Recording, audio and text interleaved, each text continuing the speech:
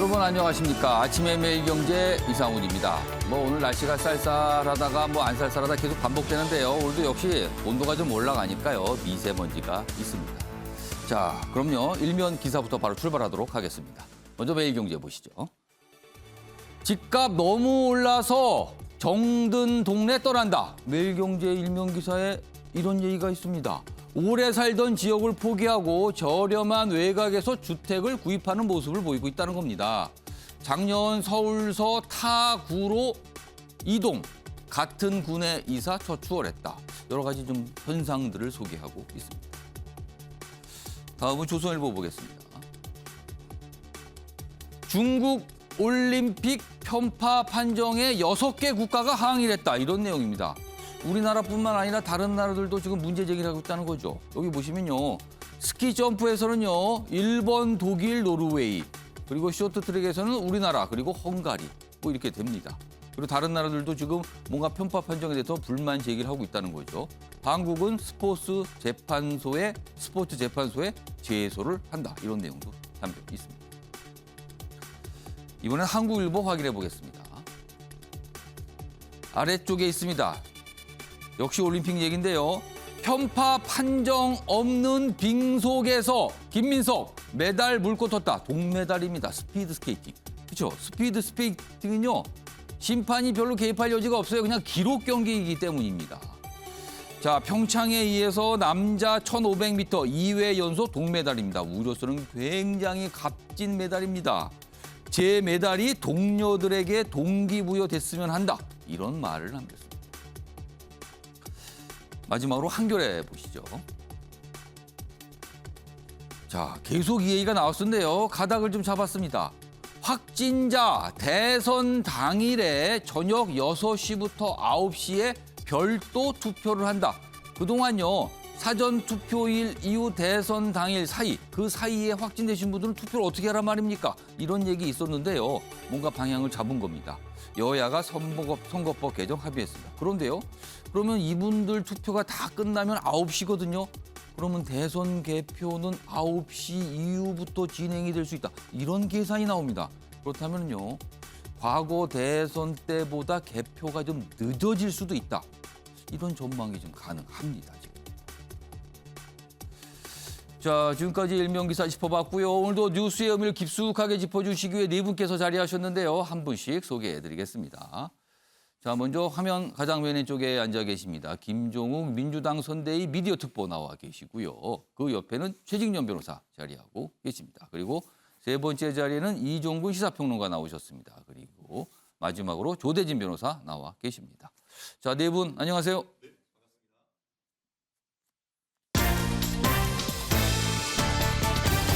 오늘 다룰 주요 이슈들 정리했습니다. 아침을 여는 키워드 화면에 준비되어 있습니다. 2월 9일 수요일 순서입니다. 하나씩 짚어보겠습니다. 먼저 첫 번째 키워드 보시죠.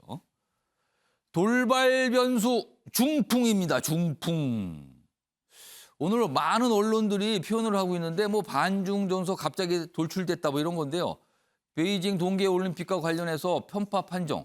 이게 공정 논란 이런 걸로 좀 번지는 모양새입니다. 대선 후보들이 좀 예의주시하면서 긴장을 하는 모습도 나타나고 있습니다. 첫 번째 키워드입니다. 두 번째 보시죠. 2012년 실수. 이게 뭘까요? 2012년 대선 때를 떠올리면 안철수 현재 국민의당 후보가 후보 단일화를 했죠. 양보를 했습니다. 어제 안철수 후보가 이 얘기를 꺼냈습니다. 그러면서 다시는 반복하지 않겠다. 이런 취지의 얘기를 합니다. 야권 단일화 어디로 흘러가는 걸까요? 세 번째 보겠습니다. 우리도 대화 중. 이 얘기는요. 민주당에서 나온 말입니다. 우리도 안철수 후보에 관심 많다. 연대 또는 단일화 얘기를 하면서입니다. 그러면 어떻게 되는 겁니까? 양쪽에서 다 뭔가 하자. 이렇게 나오고 있는 겁니다. 마지막 키워드 확인해 보겠습니다. 방역도 추경도. 최근에 현안 중에서 굉장히 중요하죠. 그리고 많은 분들의 실제 생활과 영향을 미치는 내용들인데요. 이재명 민주당 후보와 민주당 그리고 정부와 뭔가 대립하는 모습을 보이고 있습니다. 이 두 가지 주제를 놓고서 말입니다. 자, 아침의 매일경제 본격적으로 출발하겠습니다. 첫 번째 이슈는요. 올림픽 얘기 좀 해보겠습니다. 연일 기사로 참 많이 다뤄지고 있고요. 우리뿐만 아니라 각국에서 이 소식을 전하고 있는 상황입니다. 자, 몇 가지가 좀 추가가 됐어요. 첫 번째 기사입니다. 벌써 4건 편파 판정. 지금 이 논란이 붙은 겁니다. 중국 체전이 된 올림픽이다. 베이징 동계 올림픽이 아니라 이 정도면 그냥 중국 체전이군요. 이렇게 됩니다. 좀 더 보겠습니다. 지금 쇼트트랙을 따져 보니까요. 중국 선수가 결승선을 먼저 통과한 적이 없어요.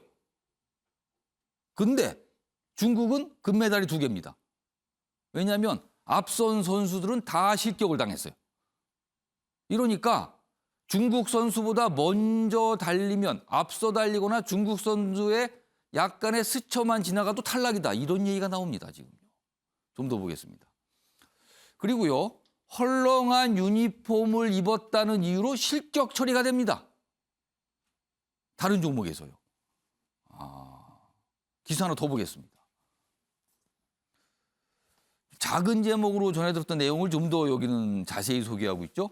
스키 점프에서 옷 2cm 크다고 독일, 일본, 노르웨이 에이스들이 줄줄이 실격을 당했어요. 이게 뭐죠? 스키 점프에서 첫 무더기 실격 사례입니다. 그러니까 여기는 사태라고 표현했습니다. 사태. 근데 이걸 가만히 보니까 중국이 독일, 일본이 지금 외교적 보이콧을 하고 있는데 이거와 혹시 연관된 거 아닐까? 이렇게까지 또 분석이 나가는 겁니다. 정말 이럴지 어떨지는 모르겠습니다만요. 지금 노르웨이 선수의 발언인데요.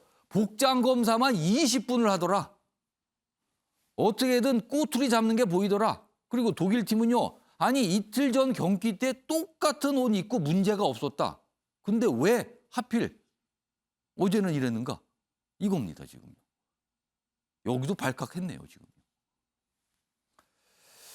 자, 이와 관련해서요. 우리 선수 단장이 어제 현지에서 기자회견을 좀 했거든요. 확인해 보겠습니다. 5천만 대한민국 국민 여러분의 오랜 꿈과 희망과 염원을 지켜내지 못하고 우리 쇼트트랙 젊은 선수들의 4년의 청춘을 지켜내지 못한 부분에 대해서 진심으로 사죄와 용서를 구하는 바입니다. 3명의 심판단이 전부가 아닙니다. 이 경기를 지켜보았던 전 세계 80억 인류 전원이 심판인 것입니다. 자, 뭐 어떻게 보면 이 사안은 스포츠 측면의 문제일 수도 있어요. 그리고 뭐 제소한다는 것도 이제 스포츠 관점에서 어떤 심판, 판정의 관점에서 뭐 이렇게 문제 제기가 있는데 이게 우리나라 지금 대선과 맞물리면서 약간 심상치 않은 분위기로 갈 수도 있다. 이런 얘기가 나오는 겁니다. 지금요. 다음 기사 준비했습니다. 보시죠. 여야 모두 분노를 표출했습니다. 뭐 갈릴 게 없어요. 대선 후보 그리고 당 차원에서도요. 이건 문제 많다. 이래야 되겠습니까? 굉장히 중국을 질타하고 비판하는 목소리를 냈거든요. 대선 돌발 변수로 떠오른 중풍이다. 이렇게 돼 있습니다. 중풍. 여기 보시면요. 뭐 대선 후보 이름이 나오는데요. 여기 잠깐 크게 좀 보겠습니다. 무슨 중국 어선 얘기까지 나왔어요. 이럴 때 이거 단호하게 대셔야 된다. 그리고 발해를 꿈꾸며 이게 중국의 동북 공정을 비판하는 뭐 이런 뜻이 될 수 있어요. 후보들의 모습을 좀 소개하고 있습니다. 근데 이제 전문가들은 이게 사실은 정치적 유불리보다는 대중 정책 이런 거에 좀 반성하고 뭔가 참고하고 이런 계기로 삼아야 된다. 그러니까 실질적으로 뭔가를 우리가 이득을 좀 얻어야 된다. 이런 걸 통해서 뭐 이런 주장도 좀 하고 있는 상황입니다. 기사 하나 더 있습니다. 보시죠. 자, 여기 이 첫 번째 기사는 여야를 모두 다루고 있는데요. 다음 기사는 특히 여당에 좀 초점을 두고 있습니다. 특히나 긴장하고 있다는 거죠. 여당 편파 판정 반중 정서에 긴장하고 있다. 이재명 후보가요 연일 대중 비판 수위를 높이고 있는 겁니다. 그동안 볼 수 없었던 이례적인 모습이라고 할 수 있습니다. 반중 정서 하면 특히 지금 2030 세대 젊은 층에서 반중 정서가 분명히 있거든요. 지금요. 좀 더 보겠습니다. 민주당은 곧 친중 이런 이미지 탈피에 안간힘을 쓰는 것 같다. 중국이 공정의 문제를 건드렸다. 이런 얘기도 나와요 지금요. 그러나 일각에서는 그렇다고 이게 뭐 중국하고 전면전 이렇게 되는데 뭐 진짜 한마디로 말해서 대판 싸우는 게 이게 가능한가 지금. 그건 아니다라는 거죠 또 지금. 자, 그럼요. 이와 관련해서 여야에서 나온 목소리 준비했습니다. 들어보시죠. 매우 실망스럽고 또 우리 국민들이 가지시는 분노에 저도 같은 느낌을 갖습니다. 지구촌 화합의 장이어야 될 북경올림픽이 이게 자칫 동네 잔치로, 중국 동네 잔치로 이렇게 좀 변질되고 있다는 그런 아쉬움이 들고, 저 또한 화가 나서 쉽게 잠을 이루지 못했습니다. 세계 최정상급 실력을 뽐낸 우리 선수들은 이해할 수 없는 판정으로 오늘을 위해 4년간 흘려온 땀이 피눈물로 바뀌었습니다. 이번 올림픽 상황을 보고 우리 아이들이 어떤 공정이라는 문제에 대해서 많이 실망하지 않았을까. 윤석열 후보는 이 사안을 딱 공정의 관점이라서 보고 있다고 딱 얘기를 하고 있어요 지금요. 자, 김정욱 후보.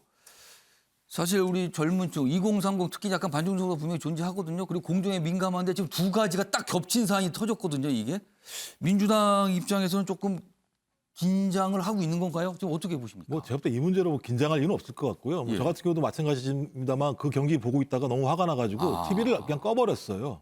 그러니까 제가 볼 때 이건 국민들이 모두 화나 있는 거죠. 그러니까 전문가들이야 이 상황에서 뭐 예. 정치적 유불리를 따지지 말고 국제관계 고려하자고 말씀하실지 모르겠습니다만 예. 국민 모두가 이렇게 불공정한 스포츠 게임이라는 게 페어플레이인 거고 예. 정해진 경기 룰에 따라서 진행되는 것이 맞는데 전혀 그렇지 않은 사태에 대해서 화나 있는 거고 그래서 이재명 후보 같은 경우도 편파 판정에 대해서 실망과 분노를 금할 수 굉장히 없다라고 하는 강경한 목소리를 얘기들을 내고 있어요, 저쪽으로 지금요. 얘기했었고요. 그렇다면 예. 불공정한 방식으로 접근한다면 우리도 거기에 맞게 대응할 수밖에 없다라는 원칙을 얘기한 것 같고요. 민주당 같은 경우는 기본적으로 굳건한 한미동맹, 그다음에 예. 협력적 한중관계를 얘기하기 때문에 저는 친중이라고 하는 이미지는 저는 국민의힘이 이렇게 더 씌우려고 하는 이미지라는 생각이 드는 거고요. 그렇지 않다. 그러니까 기본적으로 국수주의, 고립주의 또는 시진핑 1인 체제를 강화하기 위한 어떤 예를 들어 실적, 성과 중시의 소위 올드뉴머란 방식에 대해서 동의할 수 없다고 생각을 합니다. 예. 당연히 많은 국민들도 그렇게 생각할 거라는 생각이 드는 거고요. 일단 스포츠와 정치는 다른 영역이고 국제적인 다른 영역입니다만 적어도 전 세계에 있는 많은 사람들이 저 판정에 대해서 동의할 수 없는 상황이라고 얘기합니다. 예. 또 우리 국민 같은 경우는 당장 우리 선수가 직접적으로 관련된 문제이기 때문에 당연히 화가 날 수밖에 없는 상황인 거고요. 이 부분에 예. 대해서는 적극적으로 우리의 입장들을 중국에 개진해야 된다고 생각을 합니다. 예. 자, 이종구 평론가께서 보시기에는 이 사안이 대선에 어느 정도 영향이 있을 것 같다? 아니다. 이거는 뭐 그냥 그런 대선 정치적 문제가 아니라 이거는 우리 국민이라면 모든 정치인 다 공감할 수 있는 내용이다. 어떻게 보십니까? 모든 국민이 공감할 수 있는 내용인 건 맞습니다. 하지만 민주당이 지금 굉장히 긴장하고 있습니다. 왜 긴장을 하냐 하면 지난 4년간, 지난 5년간 지금의 문재인 정부가 중국에 대해서 할 말 제대로 했느냐라는 걸 계속 되묻고 있거든요. 가장 피근한 예로 지금 이 쇼트트랙만 지금 분노하는 게 아니라 예. 개막식 때 한복을 입힌 그 조선족이 그 개막식에 등장하지 않았습니까? 그런데 그것을 놓고도 한복이 자신네들 것이다. 김치가 자신들의 것이다. 이렇게 주장해 왔는데 예. 이번에도 분노를 해야 되는데 황희 장관 뭐라고 했습니까? 이게 문화 전파에도 도움이 된다. 이렇게 할 말을 제대로 못했던 것에 대한 분노가 있는데 예. 한 가지 제가 앵커님께 그 여론조사를 하나 소개시켜 드릴게요. 예. 2020년도에 미국의 유력 여론조사 기관인 퓨처 리서치 센터에서 예. 여론조사를 실시했습니다. 전 세계에 중국에 대해서 어떻게 생각하느냐. 예. 일본이 가장 비호감이에요. 그러니까 83%. 근데 유럽의 각국이 거의 다 70%가 넘어요. 그러니까 각 국가가 중국에 대해서 호감이 있는가 없는가를 물었는데 비호감이 그렇게 높다는 거죠. 네네. 스웨덴 같은 경우 70%가 넘고요. 그리고 한국은 63%예요. 우리가 굉장히 높을 것 같은데 상대적으로 낮네요. 유럽도 굉장히 높다는 거예요. 제 말씀은. 그런데 한 가지 예. 한국만 유일하게 다른 게 있어요. 뭐가 다르냐면 전 세계가 중국을 싫어하는데 거의 다 고령층으로 될수록 더 싫어해요. 예. 근데 한국만 고령층보다 청소년층이 더 싫어하는 거예요. 젊은 층이 더 싫어한다. 젊은 층 한국이 유일해요. 그게 즉 뭐냐면 우리 2030 세대가 중국에 대해서 갖고 있는 감정이 굉장히 안 좋다는 거예요. 그런데 대선과 어떻게 연관이 되느냐? 예. 지금 그 2030이 갖고 있었던 어떤 감정에 예. 불을 붙인 격이 되거든요. 그렇기 때문에 지금까지 왜 중국이 우리한테 이렇게 돼야지? 제대로 우리 정부가 대응을 못했기 때문이다. 거기에 대해서는 분노할 수밖에 없다. 예. 그리고 투표장에 더 갈 확률이 더 커진다는 것이죠. 그러니까 이게 대선과 관련해서 여러 가지, 그러니까 표현이 아까 중풍이라고 했어요. 중풍이라는 표현이 아마 처음으로 등장한 것 같아요. 우리 대선과 관련해서 중국과 관련된 내용. 특히나 이는 올림픽이라는 어떤 운동 경기잖아요. 근데 여기에 공정에 대한 문제가 발생을 한 거예요. 그렇다 보니까 이게 어떤 파급을 가질까? 아무래도 당분간 예의주시할 것 같습니다.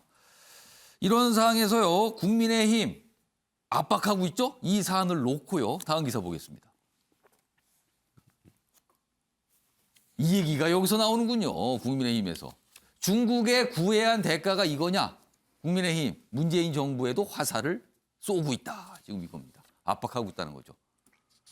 그러니까 중국에 침묵하지 말고 당당히 따져야 한다. 그러면서 문화공정에 의해서 편파 판정까지 나왔다. 이렇게 지금 국민의힘에서 또 압박을 하고 있습니다. 최인준 변호사, 뭐 국민의힘 소속이시니까요. 국민의힘은 대선과 관련해서 이게 어떤 나름의 그래도 이렇게 표현하면 맞을지 모르겠습니다만 뭔가 표와 관련해서는 기회라고 보는 겁니까 지금? 기본적으로 중국 바람이 예. 공정, 지금 이 시대의 대한민국의 키워드인 공정이라는 영린을 건드렸다는 점에서 예. 사실은 민주당에서는 상당히 우리가 긴장할 수밖에 공정 없는 이슈를 것이죠. 놓고 몇 년을 굉장한 대립들이 있었어요. 그렇죠. 결국 이 시점에서 그러다 보니까 이 선거 캠프에서는 약간 투트랙 전략이 좀 읽히는 것 같습니다. 무슨 말씀이냐 하면은 윤석열 후보 같은 경우에는 사실 현재로서는 대통령이 될 가능성이 굉장히 높다 보니까 어느 정도 목소리의 수위를 조절하시는 것 같습니다. 사실 지난번 같은 경우에도 그 청소년들이 혐중 감정이 높다 이런 말을 했을 때 민주당이 굉장히 비판을 했잖아요. 어떻게 대선 후보가 그럴 수 있냐. 예. 그래서 그런지 일단 처음 메시지는 한중 관계가 상호 존중에 입각해서 이루어지지 못한 것이라는 비판을 하면서도 예. 이게 대통령 후보가 특정 국가에 대한 반대 감정을 언급할 수는 없다라고 해서 약간 톤 다운을 했었죠. 아예 그냥 그런 부분을 설명을 했네요. 본인이. 그렇죠. 예, 그렇게 하면서 하지만 이 그 선거 캠프에서는 예. 5년 동안 문재인 정부가 그렇게 친중 친북 전쟁을 그 전략을 했던 그 대가가 이거냐? 한마디로 문화공정이고 편파 판정으로 인한 보복이냐 이런 것을 지금 얘기를 하고 있는데요. 예. 말씀드린 것처럼 후보는 후보로서의 품격을 갖추면서 전략적으로 대응하는 반면에 예. 국민에 대한 호소는 캠프와 당에서 정면 대응하고 있는 이런 투트랙 전략을 해서 선대본 차원, 당 차원에서는 굉장히 또 얘기를 그렇죠. 하고 있다. 그렇기 지금. 때문에 나름대로 이와 같은 전략이 지금 중도 보수층에는 상당히 효과적인 대응이 아닐까 생각합니다. 자, 조대진 변호사. 네. 조대진 변호사는 지금 이 중국에 있는 이른바 이제 편파 판정 이 문제와 문재인 정부의 대중 정책 또는 태도 이거와 연결시키는 시각을 좀 어떻게 보세요? 그건 좀 무리라고 보고요. 예. 앞서도 말씀을 해주셨지만 문재인 정부에서 중국의 편파적으로 그리고 예. 친중 정책이다 이렇게 얘기를 하는데 사실상 그렇게 볼만한 부분들은 없고 오히려 이제 협력적인 관계를 추진하다 보니까 예. 그렇게 평균적인 관계들이 친중 정책으로 보였다 뿐이지 실질적으로 중국의 편을 들거나 저자세로 가거나 이런 부분들은 없었거든요. 그렇기 때문에 중국에 관련된 불공정에 대한 문제를 예. 스포츠 부분과 정치 부분을 나누어서 봐야 되지만 예. 굳이 연결한다고 보더라도 우리가 저자세로 나가서 항의를 못 한다거나 이렇게 볼 부분은 절대 아니라고 저희는 보여집니다. 네. 중요한 거는 우리 선수들이 좀 이런 불공정, 불이익을 당해서는 안 되는 거죠. 남은 경기에는 좀 제대로 좀 뭔가 진행이 됐으면 하는 바람입니다. 이런 상황에서요. 민주당에서도 글쎄 이게 해프닝일까요? 어떤 일일까요? 화면을 좀 준비했는데 보시죠. 그러니까 이게 그제 밤 상황이죠. 그 쇼트트랙 경기에서 정말 문제가 많이 발생했을 때 많은 분들이 보신다면 입장을 냈는데 민주당의 김용민 의원이 처음에 여기 보시면 이런 입장을 냈어요. 그러니까 뭐 그건 분노를 표시하면서 국민의힘이 집권하면 매일매일이 중국 올림픽을 보는 심정일 겁니다. 아, 여기에 딱 국민의힘 얘기를 꺼냈습니다. 그러면서 불공정이 일상이 될 것입니다. 중국 올림픽 곧 불공정인데 국민의힘. 이렇게 된 거예요, 지금 설명이. 근데 이 글을 올렸다가 여러 가지 논란이 생겼죠. 뭐 지적도 좀 있었던 것 같은데 30분 만에 삭제합니다. 그리고 내용을 좀 바꿨죠. 이렇게.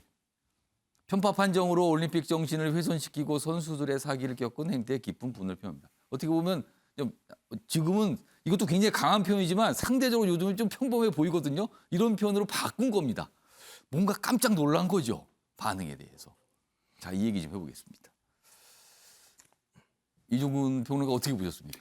일단 삭제한 이유가 분명히 있겠죠. 저는 삭제한 이유가 이렇게 생각을 합니다.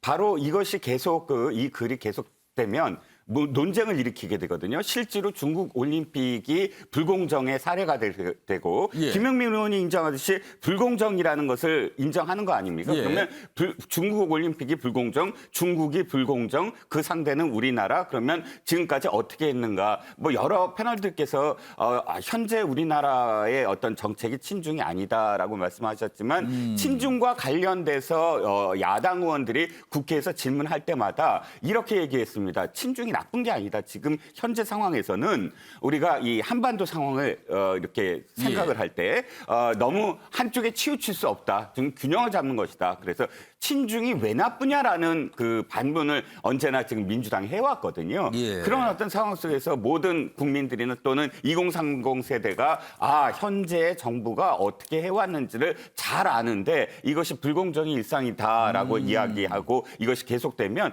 계속 아마도 비판이 되고 이게 회자될 겁니다. 아마도 쓰자마자 30분 이내로 엄청나게 많이 퍼날라졌거든요. 이 인터넷에서. 그러니까 이렇게 접근하면 안 되겠다라고 해서 발을 빼신 게 아닌가 싶습니다.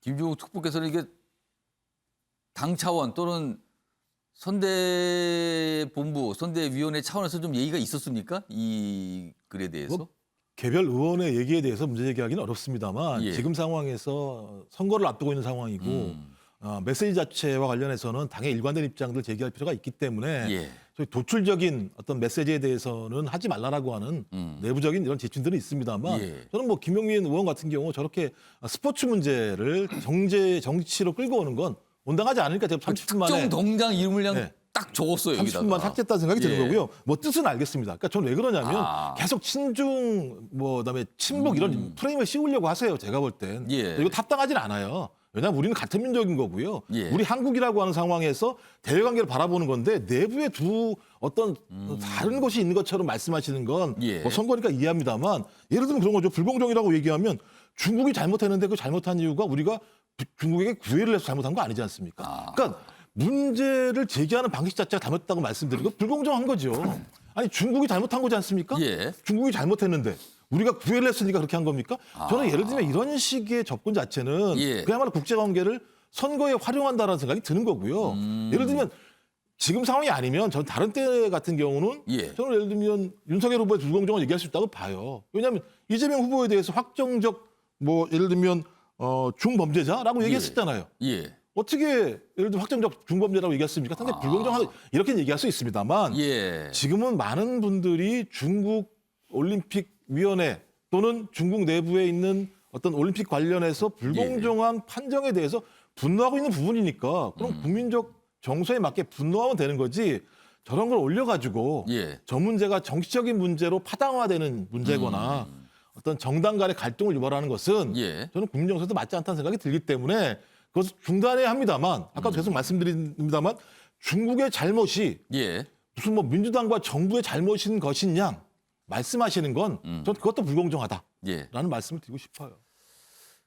아무튼 스포츠의 문제는 스포츠로 좀 봐야 된다. 뭐 이 말씀을 계속 강조하신 것 같아요. 그런데 이번 계획을 통해서요. 또 곧 대선 후보 4자 TV 토론 열리잖아요. 여기에서 아마 대중국 외교 정책 이것도 뜨거운 이슈로 나타날 것 같아요. 서로 후보들 어떤 입장이십니까? 어떻게 할 겁니까? 아마 이런 질문들을 서로 할 걸로 보입니다. 지금으로서는요. 올림픽과 관련된 기사 하나 있는데요. 소개만 좀 드리겠습니다. 우리 기업들 얘기입니다. 우리 기업도 있고요. 다른 기업도 포함되어 있는데요. 꼭꼭 숨겨라. 회사명도 로고도. 기업들이 지금 이런 모습이랍니다. 왜 그런가 하면요. 1,200억 쓰고도 마케팅을 접은 기업들. 베이징 동계올림픽 후원 기업들입니다.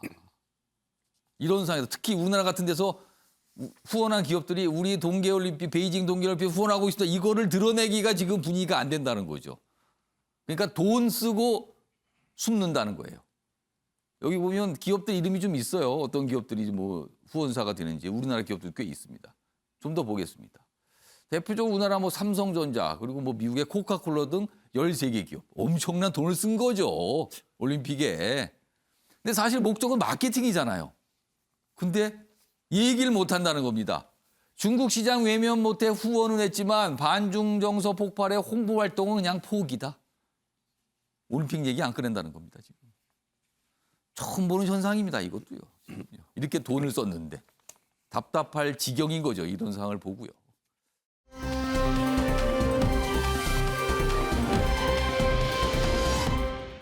자, 올림픽 얘기는 이 정도로 좀 정리하고요. 다음은 대선 후보들 이야기로 가보겠습니다. 지금요.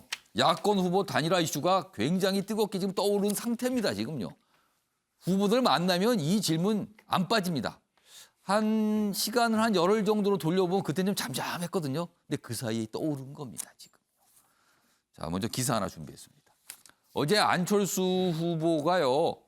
관훈클럽 토론회에 참석을 했죠. 그리고 단일화와 관련된 질문을 굉장히 많이 받았습니다. 한두 차례 나온 게 아니에요. 계속 질문이 나왔어요. 그러면서 한 답입니다. 안철수, 단일화 제안 받은 적 없다. 받은 적 없다. 그러면서 2012년과 같은 실수 반복 안 한다고 얘기합니다. 2012년은요. 문재인 당시 후보, 지금 대통령, 문재인 대통령과 후보, 이른바 야권 후보 단일화를 했던 때입니다. 당시에 안철수 후보가 후보 사퇴를 하면서 양보를 했죠. 근데 이번엔 그런 거 안 한다는 겁니다. 이게 무엇을 박은 건가요, 그럼요? 자, 일단 이렇습니다. 끝까지 가겠다는 의지, 그러니까 완주 의지를 다시 밝힌 건데요. 닥치고 정권 교체에 대해서는 안 된다. 이런 겁니다. 그러나 안철수 후보를 지지했던 분들 사이에서는 단일화 요구가 있어요, 지금 분명히. 아무튼 이렇습니다. 자, 그럼요. 이와 관련해서 어제 토론에서 안철수 후보가 한 얘기 그리고 국민의당에서 나온 목소리 묶었습니다. 들어보시죠. 당선이 목표지 완주가 목표가 아닙니다. 끝까지 갈 생각을 하고 시작했고 제가 제일 첫 번째로 그 선거를 했던 것이 2012년 대선인데 그때는 제가 양보를 했습니다. 그런 실수를 반복하지 않아야 되겠다. 그런 교훈을 얻었던 것이고요. 뭐 윤석열 후보가 단판 짓는 자리에는 소맥이 올라올 것 같은데요. 안철수 후보는 술을 전혀 안 합니다. 국민의당 내에서 윤석열 후보 소맥 좋아하시죠? 근데요, 안철수 후보 술 안 해요? 이거 뭐야? 안 만난다는 소리잖아요, 그러면은. 이렇게까지 나옵니다. 그럼 지금까지 이 얘기를 들어보면은요, 끝까지 완주하고 본인의 당선을 위해서 뛴다. 단일화 없다. 이렇게 들리기도 합니다. 그런데요, 다음 기사 보겠습니다. 단일화 카드에 선을 그었지만 대선판도 안심이 안 되는 이유. 제목이 알쏭달쏭한데요. 안심이 안 된다. 그러니까 뭔가 매듭이 지어진 것 같지 않다. 이런 뜻이 됩니다. 지금요. 좀 더 보겠습니다.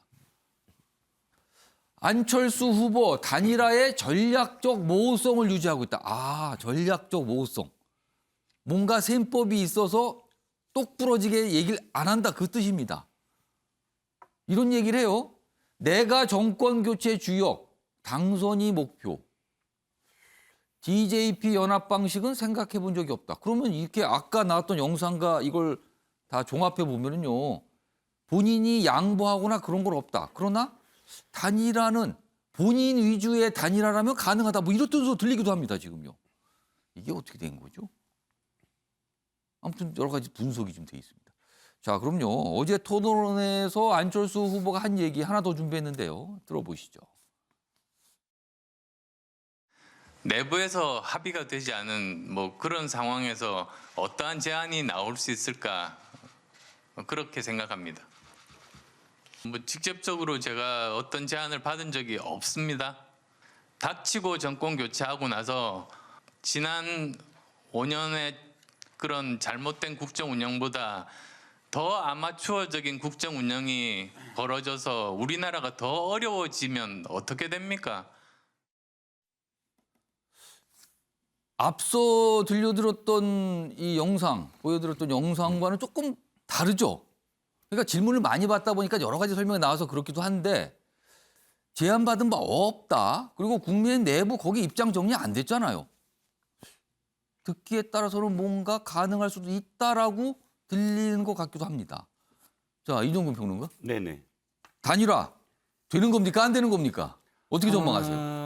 지금은 단일화가 될 수 있는 가능성이 아직은 여지가 있다. 여지는 있다. 합니다. 왜 그러냐면 지금 안철수 후보의 이 표현들은 어떤 의미를 담고 있냐면 여론조사로의 단일화는 없다라고 저는 표현하고 있는 것 같아요. 여론조사를 하는 단일화는 없다. 예. 그러니까 여론조사를 해서 누가 지지율이 더 높고 낮고 적합도 경쟁력 이렇게 협상을 할 시기가 이미 떠났어요. 그거는 너무 이제 시간이 걸리는 거군요. 그렇죠. 그러니까 이 단일화라는 건 사실 여론조사를 통해서 누가 더 적합하냐 경쟁력이 있느냐 이걸 보통은 좁은 의미로 단일화라고 통상은 하고 그렇게 하죠. 아니면 뭐 DJP 연합처럼 연합정부 공동정부를 위해서 하나의 어떤 대의를 합치는 것 이 두 가지 중에 한 가지인데 제가 보기에는 여론조사는 이미 시기적으로 다 늦었죠. 예. 지금 그러니까 예. 여론조사 방식을 떠난다면 지금은 어떻게든 자기 지분을 높이는 방법. 그러니까 이 연합을 하려면 지분과 관련돼서 협상을 해야 될 거 아닙니까? 예. 그러면 최대한 많은 지분을 자기가 가져서 이 현재 다음 정부에서 닥치고 정권 교체가 아니라 예. 그야말로 제대로 된 프로페셔널한 정부로 가야 된다라고 강조한 게 바로 내가 프로페셔널한 그런 지금 그 준비가 된 사람이고 본인으로서의 담판을 통한 본인으로의 단일화 이걸 말한다는 거예요 지금요? 최소한 본인으로의 단일화가 안 되더라도 거의 모든 권력을 거의 다 가질 수 있을 정도의 지분 나누기. 뭐죠 그게? 예를 들자면 책임 총리제, 완전한 책임 총리제를 가져온다고 한다면 그게 확실하게 어떤 그 보장을 받을 수 있다면 뭐 내가 자기가 전부 구성을 하죠. 책임 총리제라면 어떤 정책들도 자기가 책임지고 권한을 행사할 수 있죠. 예. 대통령은 뭐 거의 외교 안보 예. 뭐 이런 정도의 흐름만 가져가면 되죠. 이런 식의 어떤 그런 담판을 할 수 있다면 자신으로서는 이 지금 표현한 것들을 다 구현하면서도 말이 바뀌었다, 행동이 예. 바뀌었다라는 비판을 안 받을 수가 있거든요. 그러니까 저는 최대한 지금 끌어올린다. 그런 담판을 준비하고 있다. 이렇게 여겨집니다. 어려운데요. 이게 지금 어떤 건지 지금 상황이. 조세진 변호사는 안철수 후보의 생각이 뭐로 들리십니까? 뭐 제가 보기에는 뭐 다른 분들도 그렇게 생각을 하실 수 있을 거라고 생각을 하는데요. 내가 주인공이어야 된다 이런 생각을 하고 있을 것 같아요. 그 주인공이란 뜻은? 내가 후보가 되든지 아니면 내가 모든 권한을 갖든지 방금 이종근 평론가께서 말씀해 주셨던 것과 맥락을 같이 하는데요. 예. 내가 후보가 되지 않으면 최소한 내가 대통령이 되지 않는다는 걸 전제로 했을 때 다음 정부에서 거기에 상응하는 권한을 가져야 된다라는 생각을 가지고 있는 것 같습니다. 그래서 안철수 후보 같은 경우에는 만약에 단일화가 된다면 예. 본인으로 단일화가 되는 것을 제일 우선으로 하고 예. 만약에 단일화가 본인으로 되지 않는다면 거기에 상응하는 권한을 갖는다. 이런 정도로 생각을 갖고 있지 않나 그렇게 생각이 듭니다. 네. 어려운데요. 이거 생각을 해석하기가 지금 이게 어떻게 되는 겁니까 그러면은? 그러니까 지금 뭐 다른 기사들에서 보면 지금 치열한 셈법과 치열한 신경전이 지금 벌어지고 있는 거다. 이렇게들 보고 있어요 언론은요. 이런 상황에서요. 이제 국민의힘 쪽으로 좀 가보겠습니다. 기사가 하나 있는데요. 먼저 윤석열 후보 오늘 인터뷰 기사가 있어요. 이렇게 얘기합니다. 단일화 서로 신뢰하면 10분 안에 끝낼 수 있다. 이거는 한다는 소리 아닙니까? 그러면 하겠다는? 10분이면 끝납니다. 뭐 어려울 게 있어요. 그럼 일단 이 얘기는 여론조사는 배제가 된 거네요. 여기서는. 담판을 통해서 뭔가 결정한다는 뜻이 됩니다. 지금요. 그런 겁니까 지금 방향이? 자, 요 단일화가 관해서 만평도 하나 있거든요. 보겠습니다.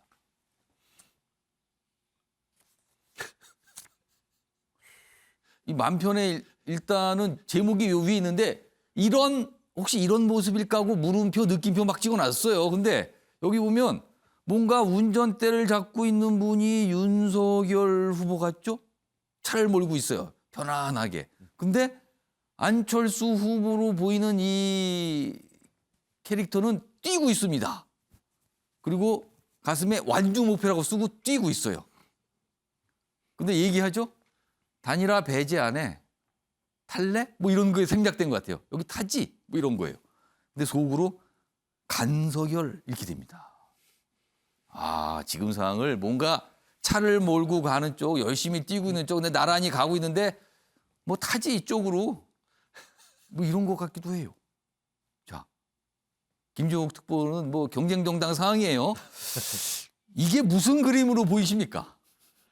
제가 볼 때는 지금은 누구도 그림을 그리지 못하고 있다라고 판단을 하고요. 말씀하신 것처럼 안심이겠죠. 지금 제가 볼 때는 안철수 후보가 어떤 결심을 하냐가 가장 중요한 거라는 생각이 들고요. 예. 뭐 민주당도 마찬가지입니다만 소위 타당 후보에 대해서 단일화하자마자 얘기하는 건 좀 예의는 아니라는 생각이 분명히 들고요. 저는 좀 이해가 안 되는 게 윤석열 후보가 뭐 서로 신뢰하면 10분 안에 끝날 수 있다라고 말씀하시는데 기본적으로 단일화 같은 경우는 유권자들한테 말씀드리는 거예요. 양 후보가 그냥 뚝뚝뚝 앉아가지고 사인한다고 될 문제가 아닌 거고요. 예. 왜 하는 거야 단일화를? 근데 지금 안철수 후보가 얘기하는 건 저러잖아요. 더 좋은 정권교체라고 얘기하는 거잖아요. 그러니까 더 좋은 정권교체는 안철수여야만 된다고 얘기하는 거고요. 그러니까 안철수 후보는 본인 위주로 본인으로의 단일화 이걸 말하는 겁니까? 예, 그렇죠. 이제 뒤에 있는 정권교체는 윤석열 후보가 주장하는 거겠죠. 저는 더 좋은이라고 얘기하면 민주당 입장에서는 이재명 후보가 더 좋은 후보라고 생각하는 거겠죠. 지금 되게 많이 섞여 있는 상황이라는 생각이 드는 거고요. 예. 저는 말씀드린다면 단일화만큼은 투명하게 국민에게 설명해야 된다고 생각이 들어요. 근데 저는 그래서 왜 그 투명성들이 여론조사로 확보되냐면 예. 이건 누구도 개입하는 문제가 아니니까요. 예. 무릎 꿇어라고 얘기하지 않는 거 아니겠습니까? 국민 여론이 이러니 서로 합당하게 룰을 만들어서 조사에서 나온 거면 따르면 되는 건데 예. 전 그렇지 않은 거는 어떤 형태로든지 협상이 들어갈 수밖에 없다. 거래가 들어갈 수밖에 없다. 근데 그 거래라고 하는 것 자체가 제가 볼 때는 예. 좋은 거래가 될 수는 없어요. 말씀하신 것처럼 뭔가 나눠야 되는 건데 그걸 왜 나눠? 예. 라고 하는 부분에 대해서 국민이 동의할 수 있을 것인가? 근데 그것은 과거에 알림 DJP 연합 같은 경우는 미략을 했던 거죠. 근데 미략이 나중에 깨지니까 예. 그 공동정부가 깨졌던 것처럼 마찬가지입니다만 저는 지금 상황에서 소위 국민의힘 같은 경우 아직까지 여론조사의 상황이 좋으니까 밀어붙이기 방식을 통해서 단일화를 추진하려고 하는 것 같다는 생각이 전 들긴 합니다. 예. 전 근데 그런 방식으로는 쉽지 않을 거라는 생각이 들어서 예. 뭐 제가 타당 문제입니다만 국민의힘이 진짜 단일화에 본심이 있다고 생각이 든다면 예. 정확히 입장을 가지고 안철수 후보에게 제안을 하셔야 돼요. 그리고 안철수 후보가 거기에 대해서 답을 하셔야 되지. 저는 안 그런 방식은 제가 볼 때 오히려 훨씬 더 큰 잡음을 낼 것이다. 왜냐하면 해석이 다양하게 되면 갈등이 많아져요. 갈등이 많아지게 되면 예. 효과가 안 납니다. 단일화에. 자, 오늘 국민의힘 소속이신 최인정 변호사 나와 계신데요. 질문을 좀 제가 나눠서 좀 이렇게 하나씩 드릴게요. 먼저요. 일단 단일화와 관련해서 여론조사는 이제는 배제가 됐다고 봐야 된다. 이렇게 보십니까? 기본적으로 시간이 없습니다. 그리고 여론조사를 했을 때 결과가 어떨지는 사실 상식적인 수준에서 판단할 수 있지 않겠습니까? 결국 그 국민의힘 쪽에서 여론조사를 하자라고 제안했을 때 국민의당 쪽에서 받을 수 있겠습니까? 또 방식 놓고 또 생각했기 시간이 때문에. 걸린다는 거죠. 그렇죠. 그리고 현실적으로 이제 그와 같은 결과에 대한 문제, 시간의 문제 때문에 그와 같은 어떤 그 여론조사를 통한 단일화는 현실적으로 예. 어렵다. 결국 현재 아까 지금 민주당 같은 경우에는 재밌는 게 예. 그 안철수 후보가 술 안 마셔서 이게 소맥 안 마신다 이렇게 얘기했는데 지금 윤석열 후보가 뭐라고 했죠? 커피 한 잔이면은 당에서 한 소리입니다. 예, 그렇죠. 국민의당에서. 지금 예. 그 저기 보면은 소맥 올라올 듯하라고 했는데 예. 그 국민의힘의 그 윤석열 후보는 소맥 안 마신다. 커피 한 잔을 마시면서도 끝낼 수 있다 이렇게 했습니다. 결국 지금 현재로서는 목표가 어떤 것인지 그리고 예. 또 이 부분에 있어서 그 안철수 후보의 어떤 그 생각이 어떤지를 잘 읽는 점이 중요한데요. 예. 저 다시 한번 저희 아까 만평을 한번 좀 예, 보여주시면 만평 좋겠습니다. 보겠습니다. 그 지금 앞으로 남은 지금 한 달 동안 있는데 지금 윤석열 후보는 뭘 타고 가죠? 차를 몰고 있어요. 차를 가고 있어요. 예. 그런데 옆에는 진짜 혼자 외롭게 뛰어가고 있는데 예. 간석열 간 보지 말고 확 당겨줘 이런 느낌이 있고 사실 지금 안 후보의 얼굴에 땀이 지금 나고 있습니다. 예. 눈은 저 멀리를 앞을 보고 있지만 예. 심드렁한 것 같지만 사실은 얼굴에 땀이 나면서 이것을 이 상황을 어떻게든 어떻게 보면은 그 윤석열 후보가 어떻게 예. 고해를 보는 그런 느낌도 있고 예. 또 하나의 수 있는 것은 뭐냐면 뒤에 반대라고 있는데 이준석 대표 같아요. 대표가 지금 예. 앉아 있는 것 같습니다. 결국 이준석 대표는 당 대표로서 당 대표가 뭡니까? 당의 정권을 찾는 것이 목표이기 때문에 자강론을 통해서 우리가 한다는 그런 목표겠죠. 그 얘기는요. 조금 또 하나 준비돼 있거든요. 이따 네네. 다시 하나 추가 드리고요. 일단 그러면은 다른 패널 세 분께서 말씀하신 내용 중에 공통점은 뭐냐면요. 안철수 후보의 생각은 본인 위주로 본인의 단일화 또는 본인이 실질적으로 큰 권한을 갖는 걸 말하는 거예요. 그 뜻은 뭐냐면 운전대에 운전을 하시는 분이 안철수 후보로 바뀌기를 원한다는 거예요. 그럼 밀려나는 거죠. 타긴 타는데 운전을 하시는 분이 바뀌는 거예요. 그럼 최인정 변호사. 네. 윤석열 후보나 국민의힘 생각은 그냥 안철수 후보 보고 그냥 타라는 겁니까? 그러니까 양보하라는 겁니까 이번에? 그러니까 그 안철수 후보의 생각이 굉장히 중요한 것 같은데요. 아까 뭐라고 하셨냐면은 2012년 실수를 반복하지 않을 것 이렇게 얘기했지 예. 않습니까?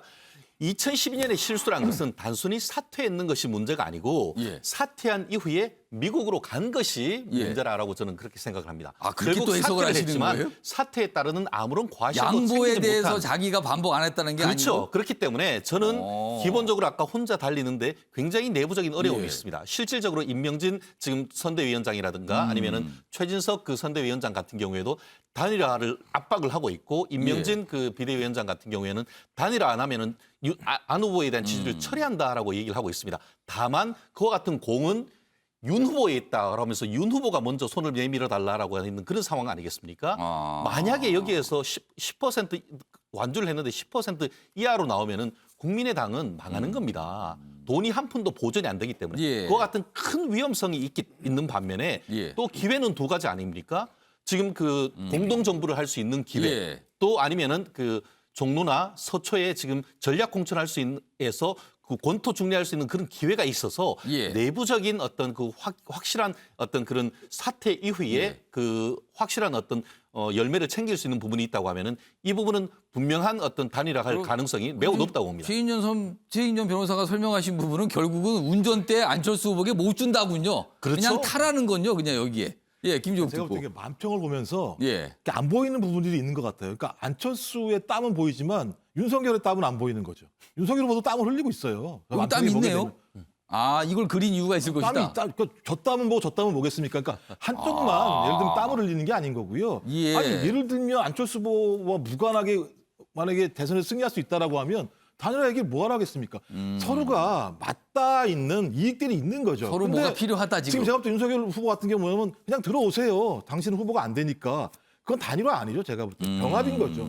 저는 병합을 요구한다는 생각이 드는 건데 병합에 또 큰 문제가 있어요. 뒤에 있는 반대하는 이준석 당대표예요. 아. 저는 안철수 후보가 얻을 수 있는 최대의 이익은 뭐냐면 국민의힘이라는 당권을 갖는 거예요. 핵심적으로. 그래야 차차기 정치가 이루어지는 거겠죠. 예. 근데 후보도 안 주겠다? 당권도 안 주겠다? 뭘 주겠다는 거죠? 책임 총리?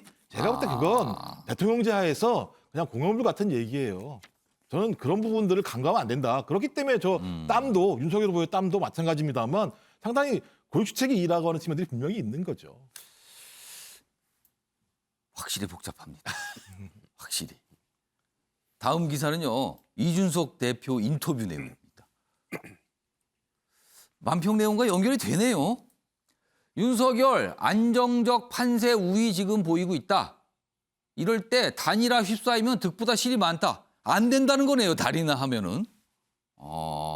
요즘에 호남 등에서 굉장히 득표 좋은 걸로 파악하고 있다. 이렇게 설명하면서 이 얘기를 한 겁니다.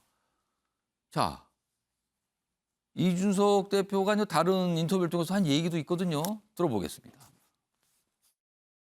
우리가 소위 단일화라고 이야기하는 것은 좁은 의미에서 여론조사 방식의 단일화를 의미합니다. 근데 지금 안철수 후보가 놓인 처지나 이런 것을 봤을 때 그런 방식은 가당치가 않습니다. 1월 초 지금 오히려 안철수 후보가 가지고 있는 지지율은 보수 성향과는 약간 거리가 있을 수 있는, 그러니까 뭐 단일화라는 절차를 통해서 뭔가 이루어진다 하더라도 아마 우리 후보에게 그대로 오롯이 편입되기는 어려운 지지율이 아니냐, 그런 인식도 당 내부는 하고 있습니다. 상당히 부정적이죠, 지금요. 뭐 굳이 필요 없습니다. 왜 합니까? 뭐 이런 분위기로 느껴집니다. 이종국 평론가? 자칫 국민의힘 내부에 이 단일화 이슈를 가지고 대선 후보와 당대표가 대립 격돌 뭐 이렇게 갈 수도 있는 겁니까? 그건 지금은 불가능하죠. 이미 지난번에 봉합이 되지 않았습니까? 예. 그 이후로의 이준석 대표의 행보를 기억하시면 알 거예요. 굉장히 자신을 낮췄고 예. 또 보완제잖아요. 예. 호남에서 이 설 명절 때 예. 무등산 왜 새맞이 무등산 새맞이가 광주 전라도 호남인들한테 굉장히 의미 있는 예. 행사거든요. 근데 거기에 직접 갔고 또 여러 가지로 지금은 도움되는 어떤 행보를 보이고 있었습니다. 근데 이제 단일화 이슈가 있으니까 이준석 대표가 자기 생각을 계속 밝히는데 이렇게만 밝힌 건 아니에요. 최근 들어서는 또 단판과 관련돼서 단일화 무조건 안 된다는 입장에서 약간 또 바뀐 입장을 보인 적도 있거든요. 이준석 대표 입장은 그렇습니다. 어찌됐든 단일화의 단판 쪽으로 갈 것이다. 여론조사가 아니라. 그렇다면 이쪽에서 한 목소리는 크게 낼 수밖에 없다. 그래서 단일화에서의 어떤 기싸움에서 선제적으로 그러니까 그런 어떤 단판 협상에서 우위를 점할 수 있지 않느냐라는 계산이 분명히 있는 그러니까 것이고요. 결국에 그 계산의 목적은 안철수 후보 양보하세요 이겁니까? 그렇죠. 뭐 지분을 어떻게 주더라도 양보 쪽을 훨씬 더 많이 덜 주고라도 데려올 수 있다면 뭐 이게 가능성이 있고 또 여기에 대한 어떤 답이 예. 윤 후보가 답을 내지 않았습니까? 10분 내로 단판 가능하다. 이건 그렇다고 해서 그 말에 대해서 이준석 대표가 아닙니다 하지는 않았잖아요. 예. 윤 후보의 어떤 예. 발언들에 대해서. 그러니까 이게 무슨 분란 또는 전혀 다른 생각 이렇게 보이지는 않는다는 거죠. 어떻게 보면 뭔가 셈법이 있는 역할 분담? 뭐 이렇게 볼 수도 있겠네요. 그러면 아무튼. 일단 네 분 패널 말씀들 쭉 들어보니까 여론조사는 이제 배제가 된 것 같네요. 그건 어려운 것 같아요. 지금 분석들을 들어보니요. 그렇습니다. 이런 상황에서요. 민주당에서도 안철수 후보의 이름을 거론하시는 분이 요즘에 참 많습니다. 이게 무슨 의미일까요, 그러면? 먼저 기사 하나 보시죠. 안 측과 대화 중이다. 여당 내에서 나온 말입니다. 안철수 후보 측과 지금 대화하고 있어요. 우리도요. 여당도 구애 손짓. 연결고리는 선거제 개혁. 그러니까 소수 정당이 뭔가 큰 활약을 할 수 있는 다음 총선에서 큰 활약을 할 수 있는 선거제도를 바꾸겠습니다. 이게 연결고리가 될 수 있다는 거죠. 일각에서는 근데 이거 그냥 보여주기일 뿐이다. 견제용 아닙니까? 이런 뜻으로 보입니다.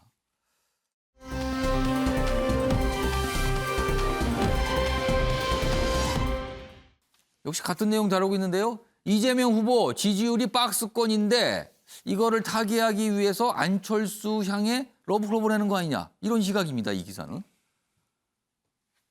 마지막에 할 수 있는 건 안철수 후보와 뭔가를 도모하는 거다. 이겁니다. 지금. 그런데 보면은요. 이게 야권 단일화 방해하려는 거 아닌가? 아니면 안철수 후보 지지층을 흡수하려는 포석 아닌가? 실제 진정성, 단일화 진정성이나 연대 진정성이 아니라 뭔가 다른 생각이 있는 거 아니냐는 거죠. 이렇게 해석하고 있습니다. 자, 그럼 이와 관련해서요. 이재명 후보도 질문을 받았고요. 또 국민의당 내에서도 목소리가 나왔습니다. 들어보시죠.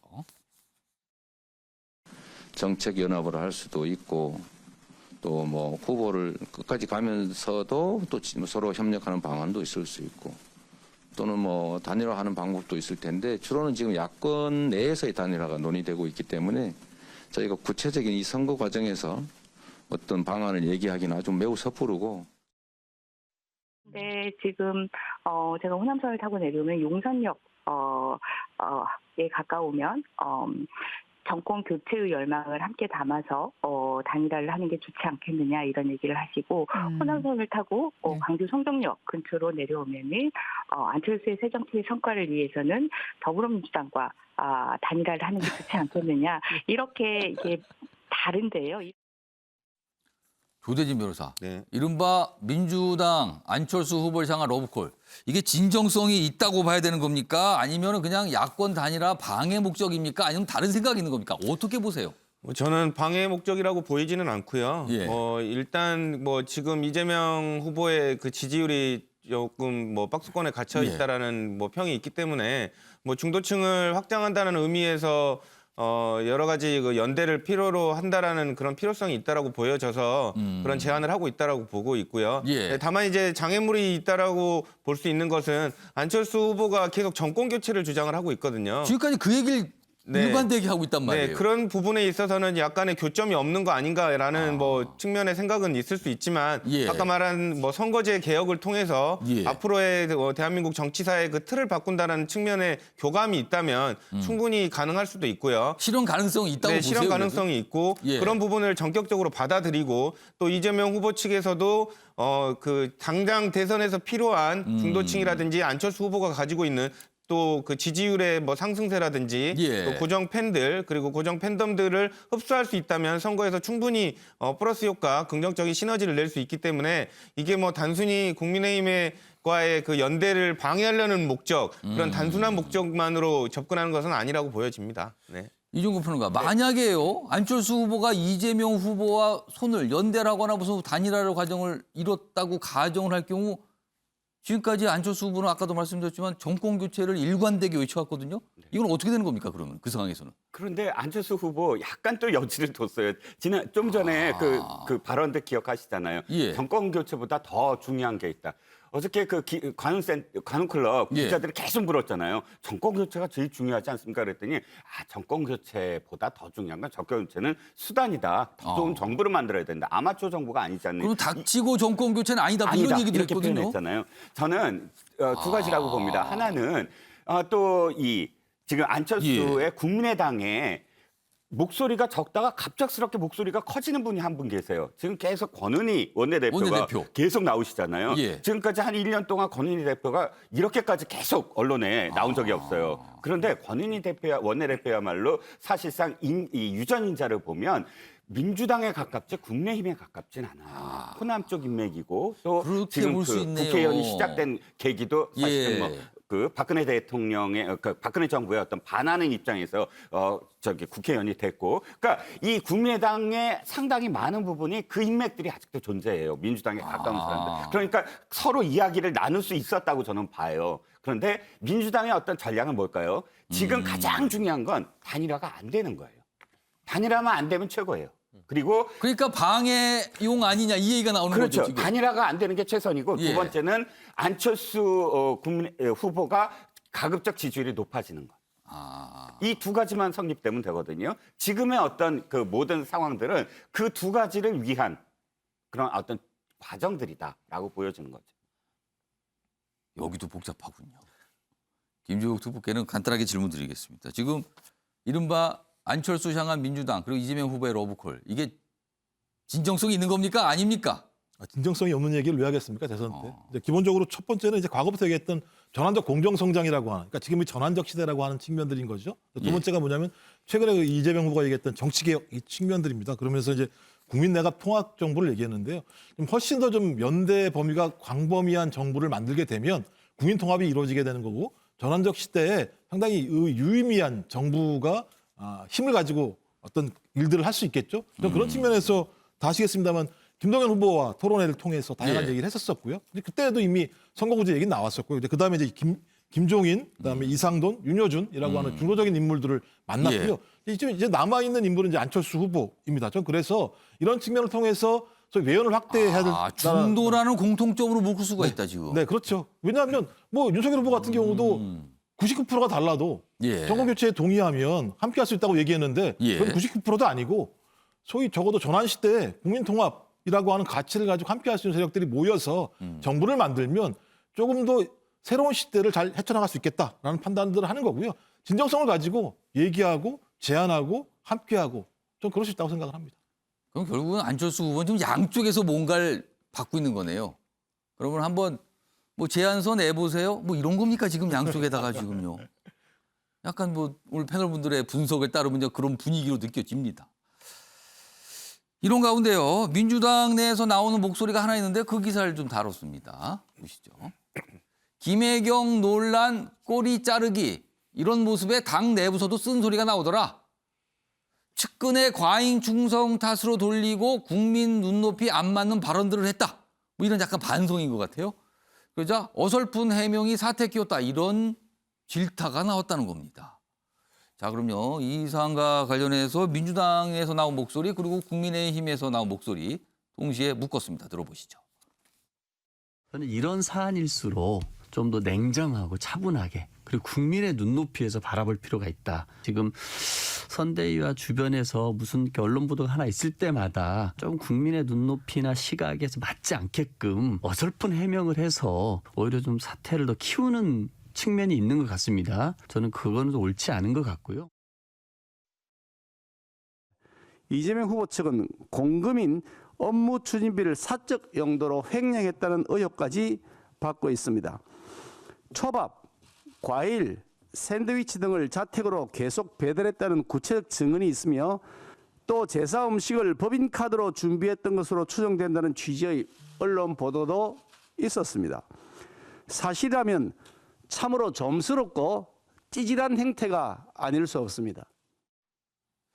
일단 김종욱 후보께 먼저 민주당 내에서 약간 좀 자성 반성 분위기 있습니까? 이 상황에 대해서 좀. 뭐 기본적으로 이 문제 관련해서는 국민에게 송구한 거지요.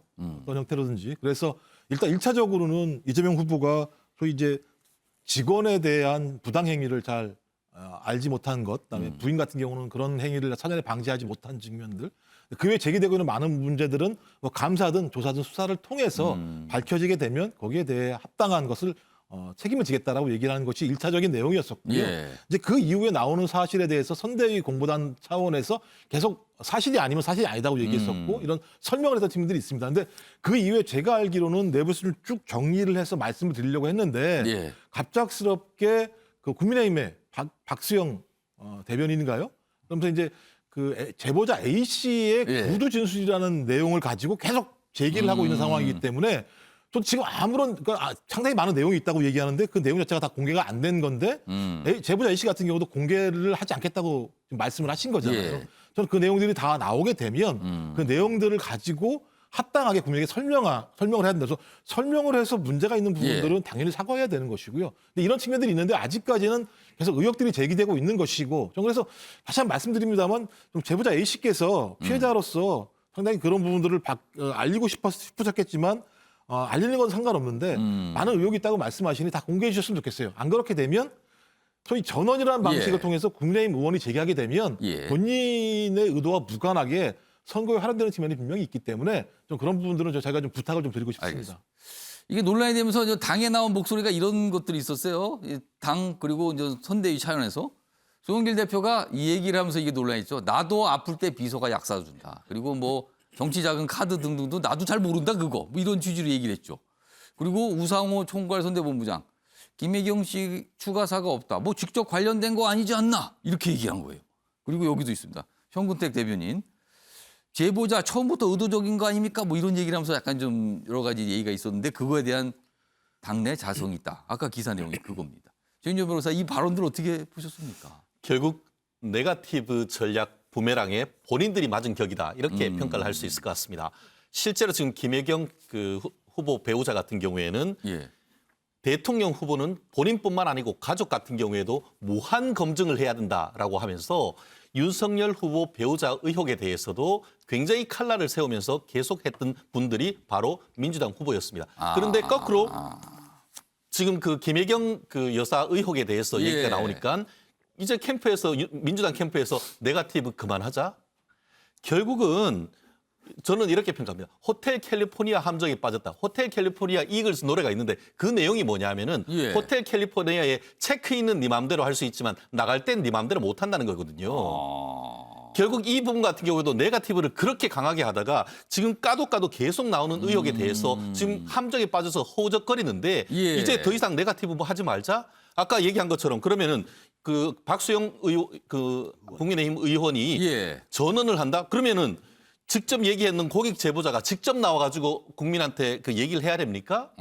그렇기 때문에 제기한 의혹에 대해서 해명하고 사과하는 데 포커스를 둬야 되는 것이지 꼬리 자르게 하는 것이 과연 국민의 눈높이에 맞는지에 대해서는 민주당 캠프 내에서 좀 한번 생각해 볼 일인 것 같습니다. 아까 김종욱 후보께서는 뭐 직접 나와서 하라는 건 아니고 아마 충분히 다 말씀을 하시라 이런 뜻이 아니었나요? 본인이 피해를 당했다고 말씀하시니 그것은 당연히 밝혀야 된다고 말씀을 드리는 건데 국민의힘의 전원 형식으로 가게 되면 갈등이 유발될 수 있으니 공식적으로 나오란 말씀 드리는 거 절대 아니에요. 그 내용 있을 거 아닙니까? 알겠습니다. 전 근데 그것까지도 예를 들면 그렇게 공세를 하시게 되면 갑자기 여기서 공세, 방어 지금 약간 이런 분위기인데 아무튼 좀 뭐 이 기사는 이제 매일 나오고 있습니다. 그리고 조금씩 국민의힘에서 계속 뭔가 얘기하고 있죠, 지금요. 그런 상황입니다.